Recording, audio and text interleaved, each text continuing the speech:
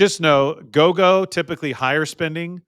Slow go, I see that shift. And then that no-go, it goes down another level. Welcome to Upticks with Jake Falcon, founder and CEO of Falcon Wealth Advisors. In this podcast, we help high net worth individuals overcome financial complexities. We do this by enhancing financial literacy and discussing topics in a language free from industry jargon. Now, on to the show. Welcome back to Upticks with Jake and Cory. Cory, welcome back to the show. Jake, thank you for having me. Cory, last week we talked about our haircuts and I chopped it off. I know, I did too. Although you made the comment that my hair doesn't look that much different, I did get it cut. But I thought you were growing yours out. I did, yeah, but I got to keep it clean. I got to keep it cleaned up. I'm still trying to grow it out, but yours is actually the more significant hairstyle change this week, Jake. Yeah, and I didn't mean for that. And it's not my stylist's fault. I showed her a picture of this guy's haircut and she basically copied it. Okay. Which is what I wanted her to do. So I think I'm going to grow it back out on the top, but it's a spring cut. It's hotter now. Have you seen Napoleon Dynamite? Yeah. And, yes. That guy Pedro shaves his head because it's so hot.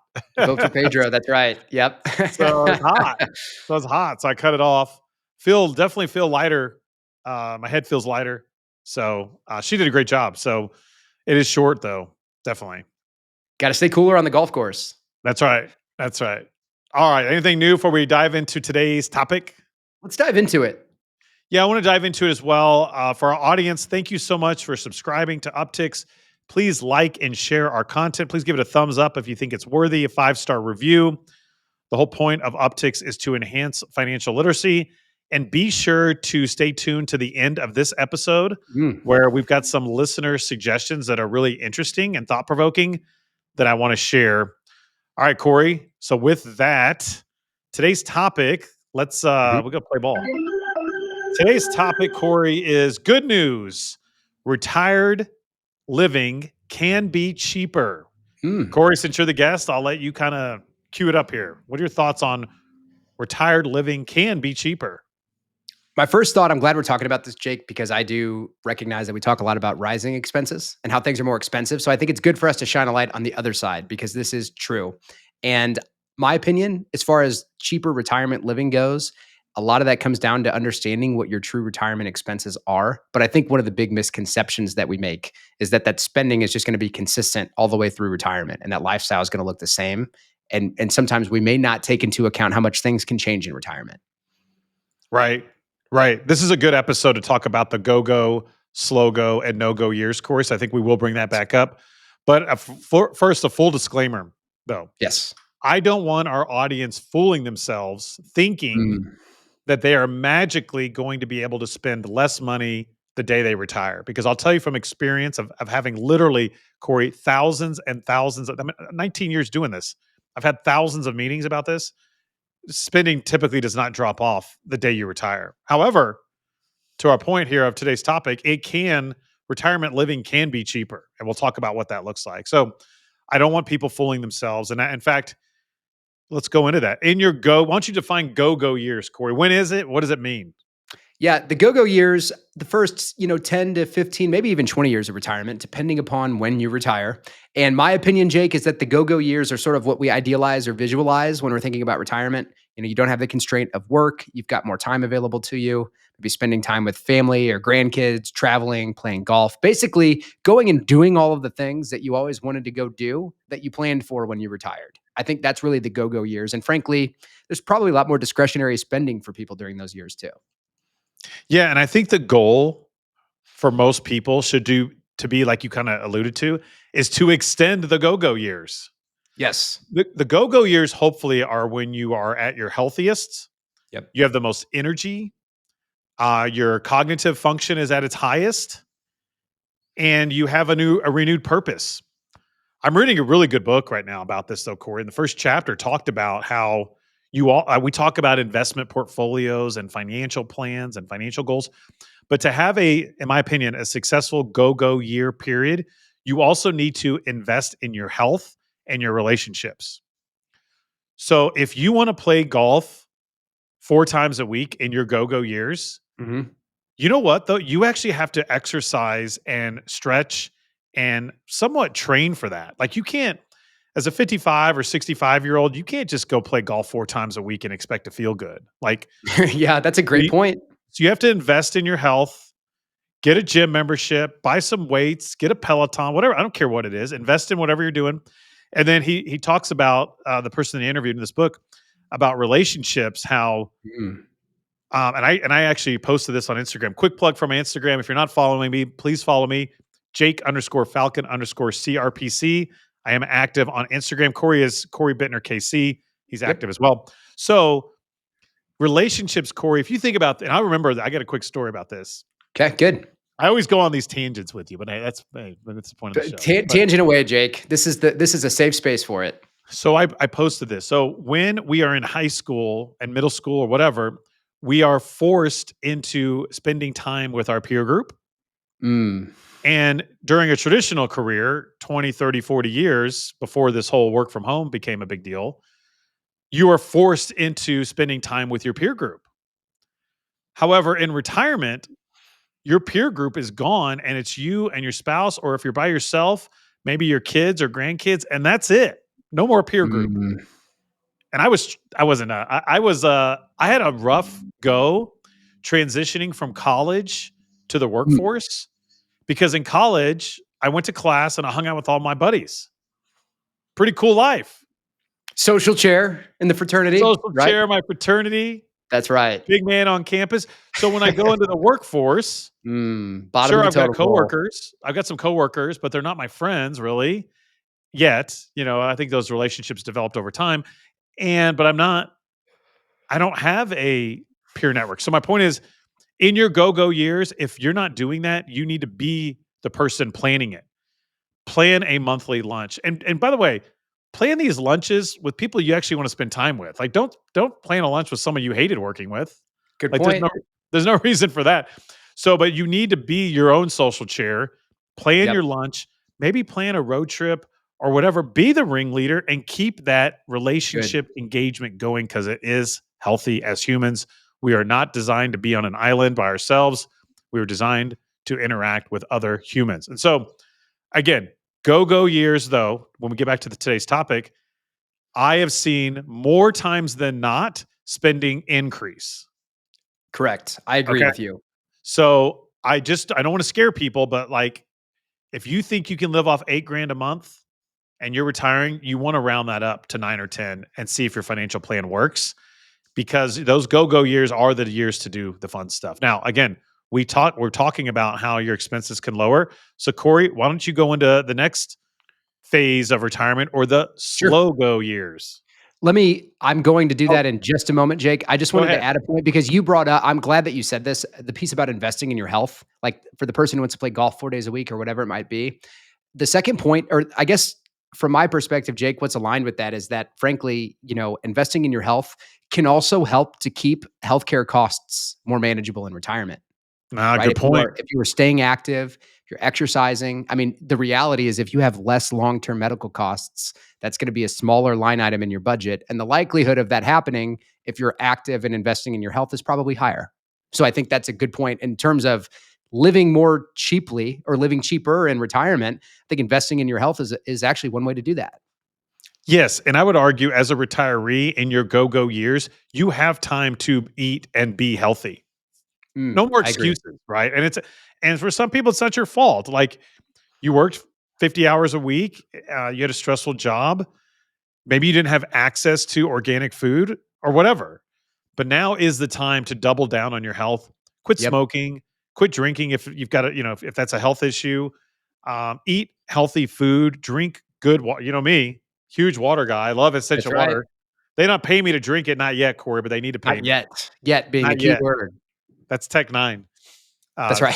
That's a Tech 9 quote. So they're not paying me to drink. But again, now is the time to double down on your health. And again, hopefully you can extend those go years. I want everyone to have as long as a go years phase as they can.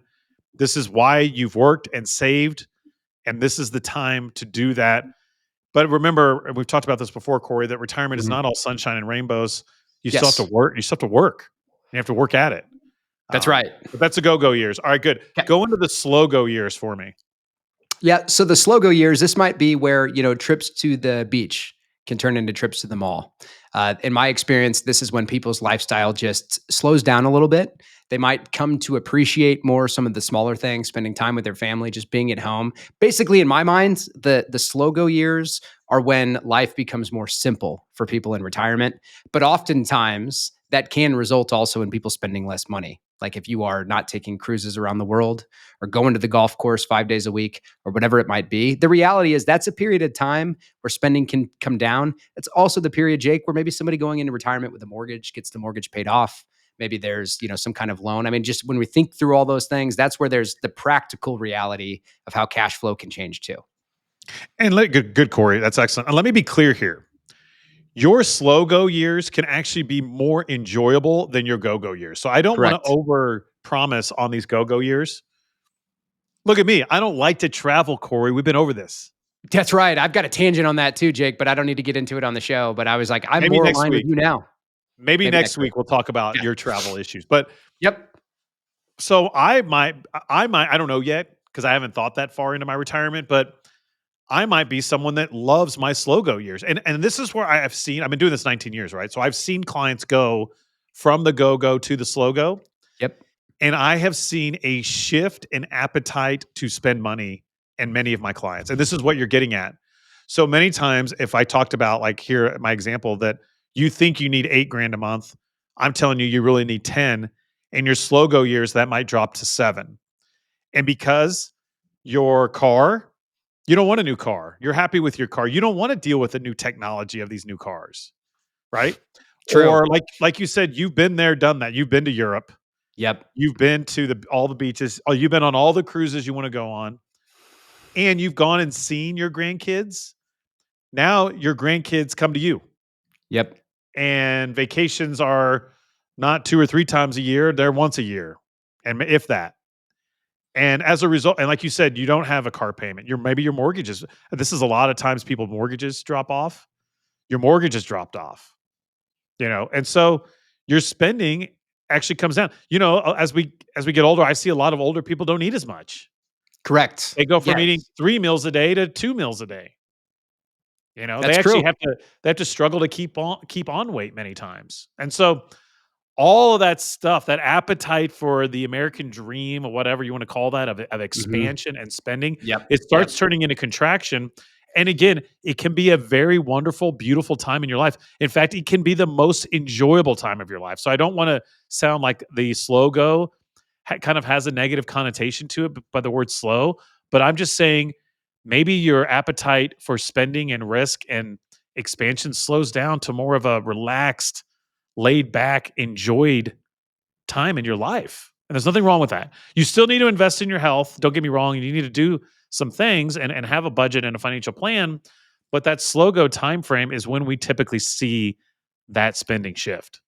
That's right. And I think to just sort of simplify that, Jake, or your every point that you've made here is great. But the when hobbies and passions can replace entertainment and travel, some of the stuff that's more costly, that's the practical stuff we're talking about as far as cash goes.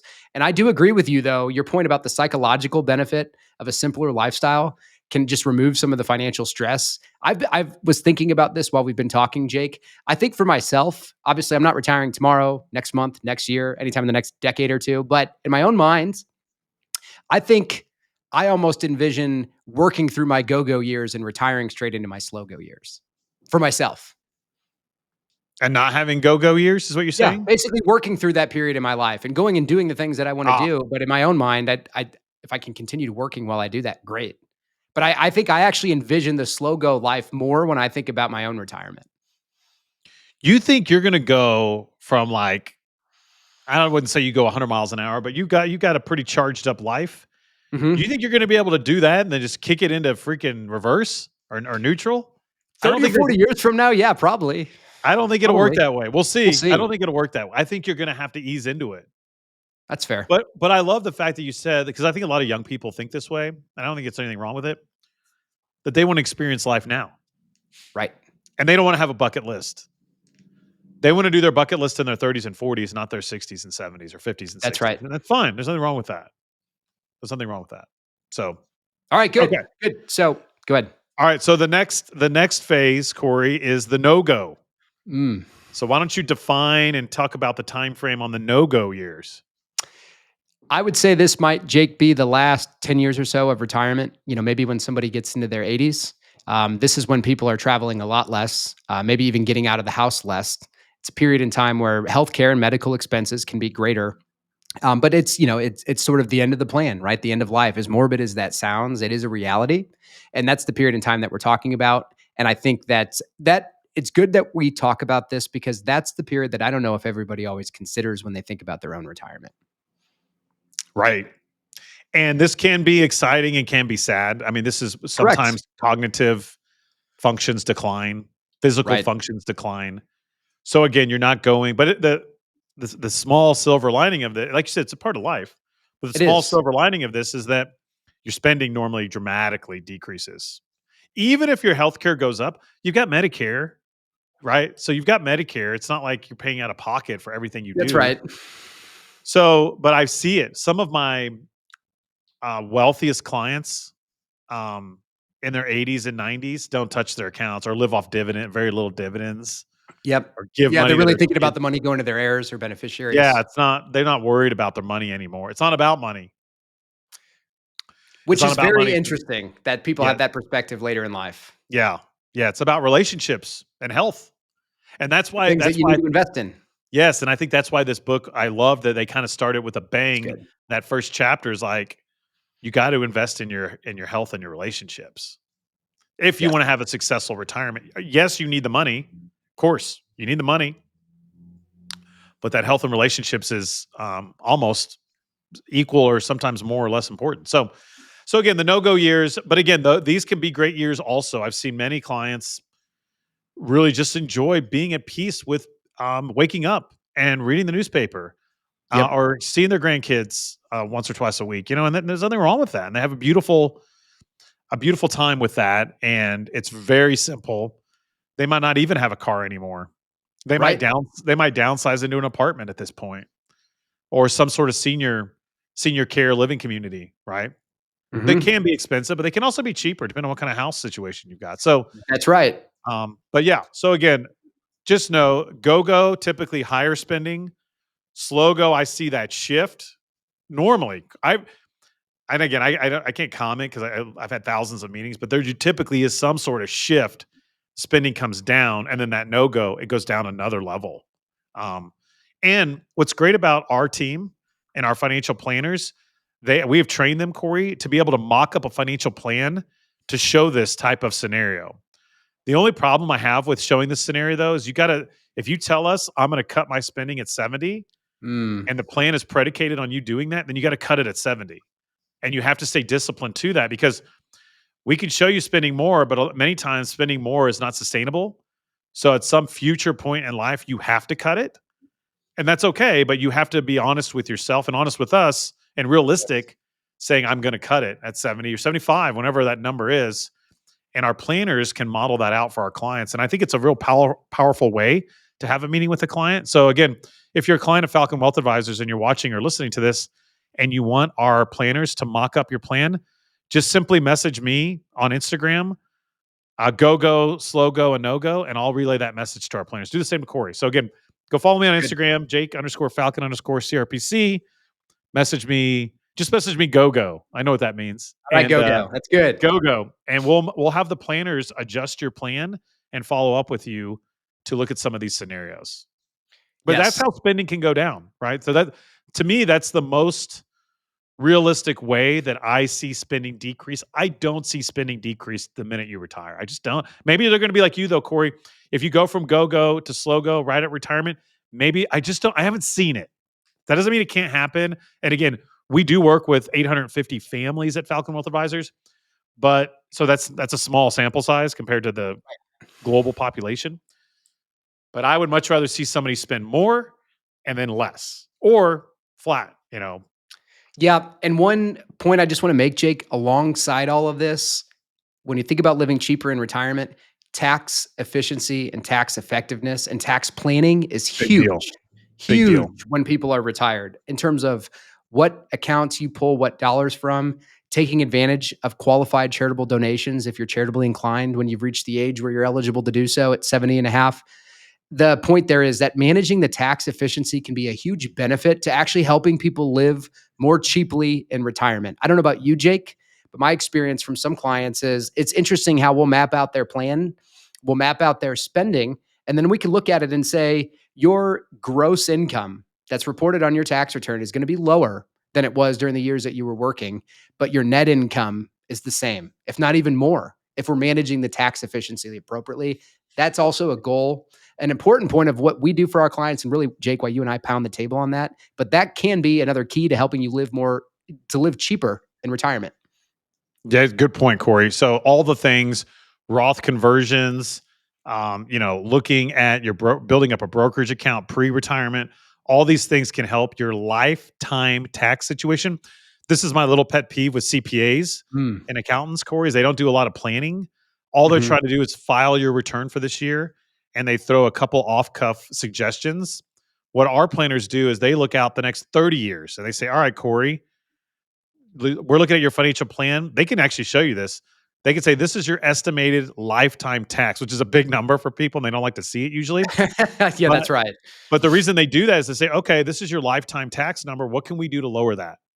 Right. And in some circumstances, Cory, we can lower it hundreds of thousands of dollars over your lifetime Yep. from doing tax planning. So you want to talk about lowering your spending? Let's lessen the amount that we're giving Uncle Sam. How about Yeah, that? that's the biggest expense in retirement, right? Is tax. Let's lower that payment to Uncle Sam, Cory.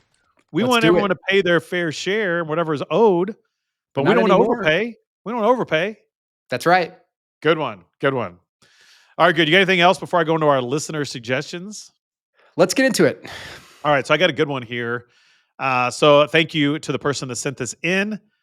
They brought up some good points about travel, Cory, which again, I've heard quite a bit of comments on my travel comments. So Yeah, I expected that. That's It's a good. controversial show. For those that missed last week's episode of Upticks, or a week or two ago, whenever I brought it up, I kind of commented on how I don't like to travel. I'm a homebody, and I would rather spend that money on upgrading my house than going on a vacation. Now, this person sent some good points. I want to hear your thoughts on this, Cory. So for him, travel has three primary purposes: to see amazing sights, both God-made and man-made. Good point. Number two, to learn more about and understand the world and people everywhere better. Okay, I see that. And number three, to visit friends and family. So what do you say to that? Does that reshape your vision of travel any, or is that why you travel? That is almost this commentary, Jake, is almost perfectly aligned with the way that I view travel. And I view the actual like nature of traveling, getting on the plane, going to the airport, jumping in the car, whatever. That's the part that can be not so much fun, but exactly the way that this was laid out here, to see other places, to get to know the world and other people better, and to see the people that you love and care about. Those are the reasons that I personally do like travel. I think they laid that out perfectly. Let me play the devil's advocate here. Okay. I've got a ginormous TV in my basement. Have you seen my TV in my basement? Actually, no, I don't think I have. It's Soon. ginormous. And I bought the most comfortable leather couch for my basement, Cory. It's got two of those Chaise. You got the double Chase lounge? Yes. That's pretty sweet. One for Rachel, one for me. Einstein sits in the middle, right? All right, good. And I'm probably 10 feet from the TV when I'm watching it. Okay. My basement's nice and cool. It's dark. I bought a subwoofer and I bought a ginormous sound bar. All right. Okay. Don't you think I could see all of the amazing sights that God made and or made right there in the comfort of my own home on this beautiful TV? And don't you think I could watch documentaries about other cultures? And don't you think I could probably figure out, I don't know how to do this, but I could probably figure out a way to do a Zoom call with my friends and my family on my ginormous TV in the comfort of my basement? What is wrong with that? You just made a case, Jake, in my opinion, for why you basically just made the case for why you should never even need to leave your house. And I'm not. Earlier in the show, we talked about how important it is for humans to have connection with each other. Yeah. And by the way, I'm not suggesting anyone do that. I know you're not. And I appreciate you playing the devil's advocate because you are a people person, to be clear. And I appreciate that about you. But I do feel like the point you just made though, like if I don't have to go to work, if I don't have to travel anywhere, if I don't have to leave the comfort of my couch, it's like, well, why don't I just wear a VR headset and stay home all day long? Yeah, yeah, you're right. And I would My argue opinion. it's not the same. Even if you have the most amazing Of TV, course. like I've been to, I don't know, You've last been year to I the went to, Acropolis. We've both been to the Acropolis. yeah, If you yes. saw that on your TV, would that be the same as being there? No, no, Okay. not at all. You're right. Yep. The Acropolis is a prime example. Um, and learning about other people's culture, I learned this saying in Costa Rica called acachete. You know what that means? I thought you were going to say Pura Vida. Pura Vida. Go ahead. No, what's No. that one mean? Pura vida is the basic version. Ah, Acachete is what the locals say when they're feeling really good. even better. Let's hear it. Please educate me. A- Acachete, that's what it is. That's all it means. I feel really good. Oh, that's it. Okay. Nice. So I fit in with the locals because I learned this phrase. And when I said it, people looked at me like, oh, He's not you saying the same know, thing as everyone else. you know about our culture. I was like, I do, acachete. So I watched a I can't get, documentary about Costa Rica before I came. I'm just kidding. they're probably not going to say that on the I know. I'm documentary just though. teasing you. And you're right, friends and family, it's not the same. I don't, and by the way, I don't even, sadly, my friends, I don't know, I text. Yeah, I hear you there. So you got to visit them. You know, you got to visit people. You got to have that people. And you know what? I blame COVID on all this. Yeah, I agree with you there. So, anyways, all right, real quick, other point. Mm, He has one more point in here. good. Well, on the travel, first off, he says he doesn't like the actual act of traveling, and he does appreciate coming home, but he appreciates the opportunity traveling provides, which I think that's very profound and smart. Makes sense. Really good. Quick other point he made on the market. He Mm, doesn't think that bearish investors always necessarily sell. They might be bearish, but they realize they won't know when the market will swing back up. So they choose to stay in. And that's a fair point. And I think our argument on the show was that you can be bullish or bearish. You just shouldn't take action. agreed. You shouldn't always take action. So you can be negative or optimistic. I would argue it's much more pleasant life to stay optimistic. But hey, you want to be negative? So be it. As long as you're not making bold moves with that negativity, is what kind of what we were Right. pointing out. Yeah, that's really good. And the one other point that I would add alongside that, because I agree, and I think they kind of sum that up well. Like you can have a bias or a tilt in a certain direction. It's just a matter of actually taking action. The other point I would make is, particularly in times of market stress, I've done this in myself, Jake, in the past, is journal, right? To write things down. Write Good. about how you feel, write about what you think might happen. And I've learned that sometimes like going back and looking at that a year or two later, it's like, wow, I was in a crazy place thinking about what could happen or what might occur or this or that. And also realize how much of the fear that can set in is oftentimes wrong and really does give us bad advice. I've been sharing that a lot, Jake, that fear gives bad advice because it does. If you're operating from a place of just fear and tension and concern, it's okay to try to, process those emotions, and it's okay to feel that way, but don't take the drastic action. And it can be helpful to actually find a way to cement that and look back on it. Yeah, where did I see this? I don't know where I saw this, but it said that as an evolutionary species, fear has served us well Yes. to keep our. Where was I reading this? Or see, maybe it was in the same book about the retirement. But fear has allowed us to evolve because we avoid danger. Yep. However, fear does not always serve you well, and so that's what you're getting at. Like, if you see a fire or you're in a rough part of town or you feel a threat to your livelihood, even Well-being. of your job, fear may serve you well in that instance, right? It may be good to be paranoid and take Sure. action. But when we're talking about retirement planning and your portfolio, time and time and time again, fear has proven not to be the right emotion to use to dictate your decision. So that's the friction, Corey, is that Yes. we as humans have an innate alarm system that goes off. And the problem is the alarm system is sometimes a false alarm. Right. And our job at Falcon Wealth Advisors is to tell people, hey, you're experiencing a false alarm. Now, I don't That's know really good. I can't predict the future. There's no guarantees, but I'm telling you, you are overreacting to a short-term event is what we like to tell people, So good one. I think that's good. And I think it's powerful. And thank you so much to the listener who sent in some comments. Yes. If you are listening or watching to Upticks and you have any comments, simply email them to our producer, Luke at falconwealthadvisors.com. And Luke will make sure that Cory and I know about it and we talk about it on Upticks. Cory, you got anything else as we wrap up? I don't think so. Good show. Thank you, Jake. Thank you. Thank you for joining me as always, Cory. And thank you all for tuning in. We hope you have a great week. Thank you for listening to Upticks.